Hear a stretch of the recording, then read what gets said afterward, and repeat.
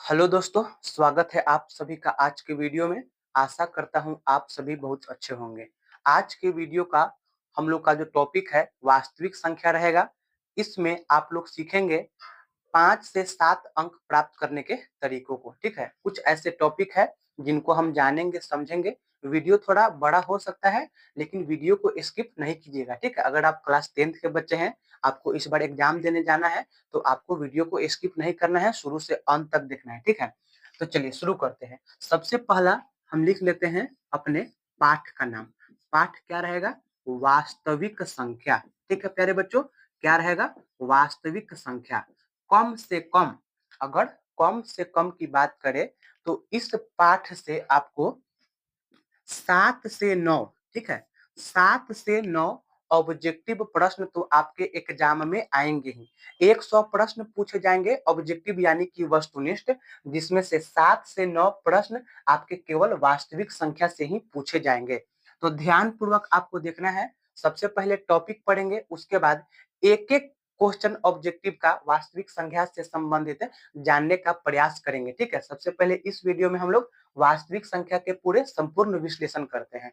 तो इसमें का वास्तविक संख्या किसे कहते हैं, ठीक है बच्चों?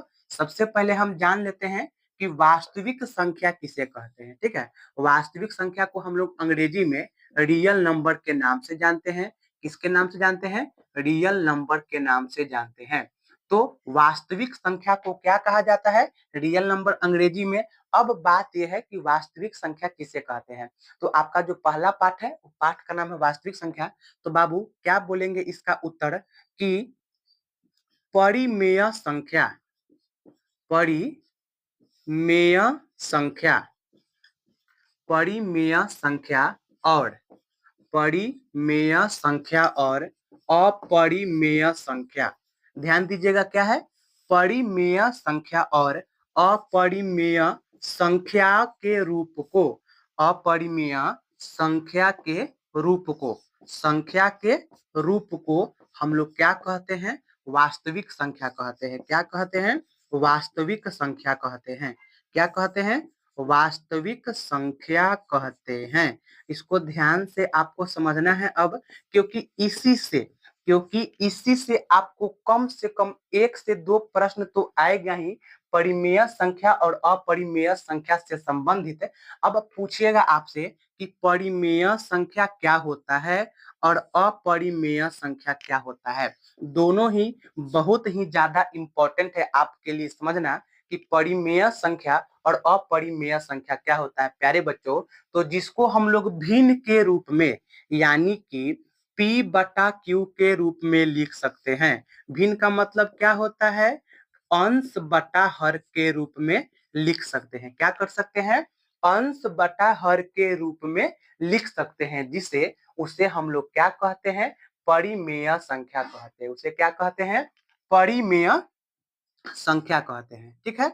जिसे हम लोग P बटा Q के रूप में लिख सकते हैं, उसे क्या कहते हैं? परिमेय संख्या कहते हैं। आपको याद रखना है बाबू, याद रखना है परिमेय संख्या किसे कहते हैं। अब जैसे में क्या हो सकता है, मान लीजिए कि यहाँ पर 5 लिखा हुआ है, तो 5 लिखा हुआ है, इसको भिन्न के रूप में करने के लिए बाटा में 1 लगा देंगे, तो ये अंश और ये हर का रूप हो गया। तो हम समझेंगे कि यह क्या है? परिमेय संख्या है। क्या है? परिमेय संख्या है। अगर यहाँ पर √4 है, ठीक है, √4 है, तो इसका अगर हम वर्गमूल निकालेंगे तो कितना आएगा? 2। इससे भी बट्टा में 1 लगा देंगे तो क्या हो जाएगा? हमारा परिमेय संख्या हो गया। लेकिन यहाँ पर अगर आपका रहेगा √8, ठीक है, तो इसका जब वर्गमूल निकालेंगे तो 2√2 आएगा। इस तरह के जब प्रश्न रहेंगे तो यह हमारा क्या हो जाएगा? आपका अपरिमेय संख्या हो जाएगा। रूट में 7 रहेगा तो इसका वर्गमूल नहीं निकाल सकते हैं, ठीक है, वर्गमूल नहीं निकलेगा यानी कि रूट में ही रह जाएगा। तब यह कैसी संख्या हो जाएगी? अपरिमेय संख्या हो जाएगा। इस पे बहुत ही ज्यादा ध्यान देना है। ये तो जान गए कि परिमेय संख्या किसे कहते हैं और कुछ उदाहरण जाने हैं कि अपरिमेय संख्या क्या है, लेकिन ये भी आप जान लीजिए कि अपरिमेय संख्या क्या होता है। तो जिसे हम लोग P बटा Q के रूप में नहीं लिख सकते हैं, P बटा Q के रूप में नहीं लिख सकते हैं, यानी अंश बटा हर के रूप में नहीं लिख सकते हैं, उसे हम लोग क्या कहते हैं? अपरिमेय संख्या कहते हैं। उसे क्या कहते हैं हम लोग? अपरिमेय संख्या कहते हैं, ठीक है।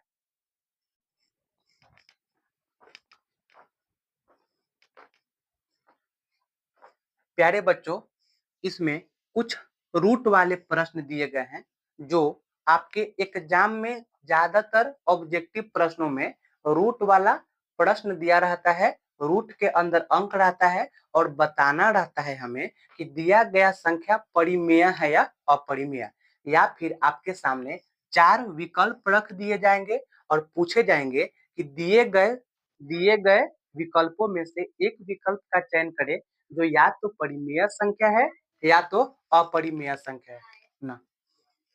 ठीक है, तो अब हम क्या करेंगे यहाँ पर, देखिए रूट 5 है। ठीक है, आपको आपको वर्ग और वर्गमूल दोनों की जानकारी होनी चाहिए। ठीक है, वर्ग और वर्गमूल दोनों की जानकारी होनी चाहिए। ठीक है, वर्ग क्या कहते हैं कि दिए गए संख्याओं में उसी संख्या से गुना करने पर, जैसे 3 का वर्ग 3 दिया है तो 3 में 3 से ही गुना कर देंगे तो कितना आ जाएगा 9। तो 3 का वर्ग कितना हो गया 9, और 9 का वर्गमूल पूछेंगे तो वर्गमूल रूट में है ना, तो 9 का वर्गमूल पूछेंगे तो कितना आ जाएगा, 3 का स्क्वायर 9 होता है, तो यहाँ पे हमारा क्या हो जाएगा 9 का वर्गमूल 3 हो जाएगा। तो इस प्रकार से आपको वर्ग और वर्गमूल की जानकारी होनी चाहिए। चलिए, तो अब देखिए रूट 5 का ना वर्गमूल ज्ञात नहीं कर सकते। ठीक है, रूट 5 का वर्गमूल नहीं ज्ञात हो पाएगा तो ये हमारा क्या हो जाएगा, अपरिमेय संख्या हो जाएगा। क्या हो जाएगा, अपरिमेय संख्या हो जाएगा। ठीक उसके बाद जो दिया गया है रूट 9, तो रूट 9 का वर्गमूल कितना होता है 3, यानी कि इसको बट्टा में 1 लगा देंगे या फिर ऐसे ही रहेगा, तो ये क्या हो जाएगा हमारा परिमेय संख्या हो जाएगा। क्या हो जाएगा, परिमेय संख्या हो जाएगा। देखिए अब 10 का है तो रूट 10 का वर्गमूल क्या होगा, नहीं होगा, तो यहाँ पे क्या हो जाएगा हमारा अपरिमेय संख्या हो जाएगा। लेकिन अब रूट 100 है तो 100 का मान रूट 100 है तो इसका वर्गमूल 10 होगा, तो इसीलिए क्या हो जाएगा हमारा परिमेय संख्या हो जाएगा। 2 प्रश्न का प्रैक्टिस आप खुद से कर लीजिएगा कि रूट 11 क्या है, रूट 16 क्या है, ये आपका HW रहेगा। अगर आप वीडियो देखेंगे तो कॉपी में नोट कर लेना है, ये 2 क्वेश्चन को बताना है कि ये परिमेय संख्या है या अपरिमेय संख्या है। ठीक है, दोनों प्रश्नों को आपको बताना है तो आपको मदद मिलेगा आपके अभ्यास करने में, है ना। तो चलिए अब इसके बाद हम लोगों को क्या देखना होगा, इसके बाद इस तरह से भी प्रश्न दे सकते हैं कि 2 प्लस रूट 2 है ना कैसी संख्या है, 2 प्लस रूट 2 कैसी संख्या है। तो यहाँ पर एगो जो यहाँ पर 2 है इसके आगे रूट नहीं लगा हुआ है, तो रूट नहीं लगा हुआ है तो ये तो पहले से ही क्या है, परिमेय है। ये पहले से क्या है, परिमेय है। लेकिन साथ में जो रूट 2 है इसका वर्गमूल नहीं निकाल पाएंगे तो ये क्या हो गया हमारा अपरिमेय। तो जब भी परिमेय और अपरिमेय को मिलाते हैं यानी जोड़ते हैं तो उसका आंसर क्या बनता है, अपरिमेय बनता है। यानी कि यह पूछ देगा कि 2 प्लस रूट 2 कैसी संख्या है, तो 2 प्लस रूट 2 एक अपरिमेय संख्या है। ऐसा ही प्रश्न आपसे पूछ देगा कि पाई कैसी संख्या है, अपरिमेय है या परिमेय है। तो पाई जो होता है बाबू आपका सदैव, सदैव का मतलब क्या होता है, सदा हमेशा, यह आपका अपरिमेय होगा। क्या होगा बाबू आपका, अपरिमेय होगा। लेकिन वही पाई का मान जो 22/7 होता है ये आपसे पूछ दिया जाएगा तो 22/7 जो होता है बाबू आपका परिमेय होता है। क्या होता है, परिमेय, क्योंकि इसके आगे रूट नहीं लगा होगा। मन में सवाल आया होगा कि इसमें भी तो रूट नहीं लगा है, लेकिन यह आपको याद रखना पड़ेगा कि पाई जो होता है क्या होता है, अपरिमेय। लेकिन 22/7 है ना, ये तो सिंपल अंश बटा हर में ही लिखा हुआ है, तो इसीलिए क्या हो जाएगा, ये हमारा परिमेय हो जाएगा। क्या हो जाएगा, परिमेय हो जाएगा। इसके बाद हम लोगों को सीखना है सम संख्या और विषम संख्या के बारे में। ठीक है, सम संख्या और विषम संख्या के बारे में जानेंगे।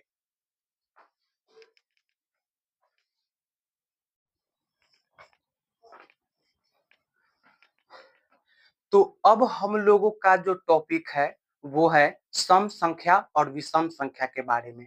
अभी आप लोग ध्यान से सीखे हैं परिमेय और अपरिमेय के बारे में, उसको खूब अच्छा से माइंड में बैठा लीजिएगा। ठीक है, तो अब हम लोग जानेंगे सम और विषम, दोनों एक साथ लेकर के चलते हैं ताकि जल्दी खत्म हो जाएगा आपका पाठ। चलिए, तो सबसे पहले क्या होता है, सम संख्या क्या होता है जानेंगे। तो वैसी संख्या बाबू, वैसी संख्या सम संख्या क्या होता है? वैसी संख्या जो 2 से पूर्ण रूप से विभाजित हो जाए, यानी कि जब हम 2 में किसी संख्या से भाग करें, तो शेषफल नहीं बचना चाहिए। जैसे 2 चौका 8, यहाँ पे 4 है तो 2 दूनी 4।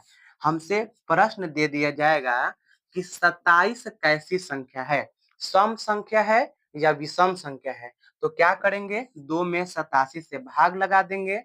2 चौका 8, यहाँ पे बचा 7, 2 तिहाई 6, बचेगा 1, यानी कि यहाँ पे शेषफल बच जा रहा है। तो जब भी आपका शेषफल बचेगा, तो वह आपका सम संख्या नहीं होगा, क्योंकि 2 से पूरा-पूरा भाग नहीं लग रहा है। और जब भी 2 से पूरा-पूरा भाग नहीं लगेगा, तो वैसे संख्या को हम लोग सम संख्या नहीं कहेंगे। तो जब सम संख्या नहीं होगा, तो वह कौन सी संख्या हो जाएगी आपकी? विषम संख्या हो जाएगी। कौन सी संख्या हो जाएगी? विषम से। यानी कि वैसी संख्या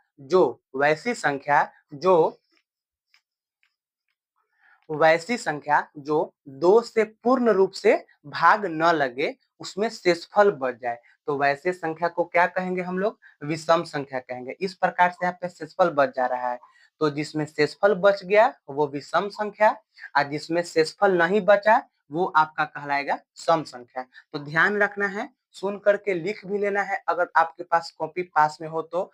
2 टॉपिक एक बार फिर से रिपीट कर दे रहे हैं। एक है सम का टॉपिक, एक है विषम का टॉपिक। जो सम का टॉपिक है, जो संख्या 2 से पूरा-पूरा भाग लग जाए, जो संख्या 2 से पूरा-पूरा भाग लग जाए, उसे हम लोग सम संख्या कहते हैं। और विषम संख्या क्या है? जो संख्या 2 से पूरा-पूरा भाग न लगे, उसे हम लोग विषम संख्या कहते हैं। ठीक है? ये दोनों टॉपिकों को आप अच्छे से कंठस्थ कर लीजिए। कंठस्थ करने का मतलब क्या होता है? बहुत बेहतर तरीके से माइंड में बैठा लेना, ताकि एग्जाम के समय किसी भी प्रकार का दिक्कत ना हो। ठीक है? ये दोनों टॉपिक के बाद अब हम लोगों का जो टॉपिक आ रहा है, वो भाज्य संख्या और अभाज्य संख्या का होने वाला है। ठीक है? तो बने रहिए।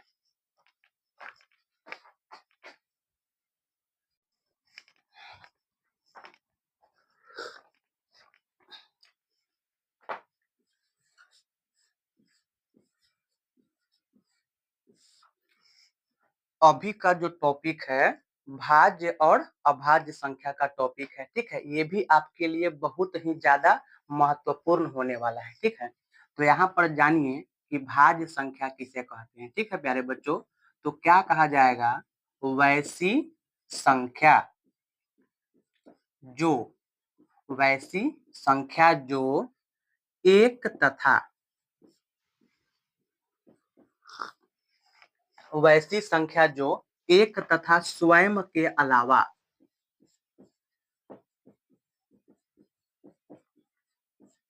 वैसी संख्या जो एक तथा स्वयं के अलावा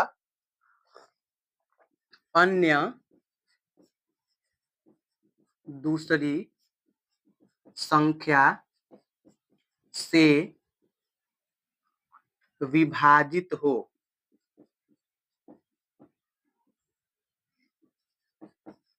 क्या है?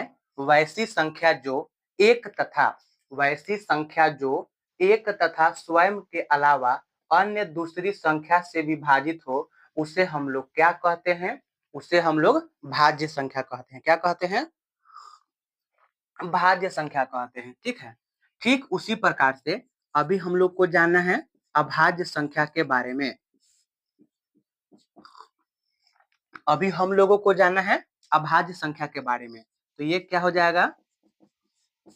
वैसी संख्या, ध्यान से देखना है, वैसी संख्या जो एक तथा वैसी संख्या जो एक तथा स्वयं के अलावा एक तथा स्वयं के अलावा जो एक तथा स्वयं के अलावा अन्य दूसरी संख्या से विभाजित विभाजित न हो, उसे हम लोग क्या कहते हैं? अभाज्य संख्या कहते हैं। देखिएगा ध्यान से, वैसी संख्या जो एक तथा स्वयं के अलावा अन्य दूसरी संख्या से विभाजित न हो, उसे हम लोग क्या कहते हैं? अभाज्य संख्या कहते हैं। देखिए, भाज्य संख्या का जो शुरुआत होता है बाबू, वो आपका 4 से होता है। जैसे 4, 6, 8, 9 इस प्रकार से आगे बढ़ते जाएगा। क्यों? क्योंकि 4 को हम 1 से भाग लगा सकते हैं, 2 से भाग लगा सकते हैं, 4 से भी। 1 चौका 4, 2 दूना 4, 4 एकम 4। इस प्रकार से 4 को 1 और स्वयं, 1 का तो 1 दिया है, स्वयं का मतलब क्या है? जिस संख्या से हमें भाग करना है उसी में। तो 1 तथा स्वयं के अलावा अन्य दूसरी संख्या 2 से भी इसको भाग कर पा रहे हैं, तो ये हमारा क्या हो जाएगा? 4 हमारा भाज्य संख्या हो जाएगा। उसी प्रकार देखिए, 1 न तो भाज्य संख्या है, न ही अभाज्य संख्या। क्यों नहीं है? क्योंकि हमें कम से कम 2 गुणनखंड चाहिए। जैसे 4 का ही 1 गुणनखंड 4 है, 4 भी है और 2 भी है। इसी प्रकार से अभाज्य संख्या में क्या होता है? जैसे 2 है, तो 2 में क्या हो रहा है? या तो 1 चाहिए और नहीं तो अपने आप चाहिए। तो 1 और अपने आप को मिला के कम से कम 2 और 2 से ऊपर गया तो क्या हो जाएगा आपका? भाज्य। 2 है तो अभाज्य संख्या और 2 से ऊपर गुणनखंड जाएगा तो क्या हो जाएगा? भाज्य संख्या हो जाएगा, ठीक है? तो 2 के बाद 3 को देखिए, 3 में क्या हो जाएगा? 1 से भी भाग लगा सकते हैं, 3 से भी भाग लगा सकते हैं। इसके अलावा कोई अन्य संख्या नहीं है यहाँ पर, कोई अन्य संख्या नहीं है जिससे हम 3 को भाग लगा दें। तो जो 1 तथा स्वयं से भाग लगे, उसे क्या कहते हैं? अभाज्य संख्या कहते हैं। विभाजित होने का मतलब क्या होता है? भाग लगना। विभाजित होने का मतलब क्या होता है? भाग लगना। उसी प्रकार से 6 को देखिए, 1 से भाग लगा देंगे, 2 से भाग लगा देंगे, 3 से भाग लगा देंगे और स्वयं 6 से भाग लगा दे रहे हैं। यानी कि 1 और स्वयं के अलावा अन्य दूसरी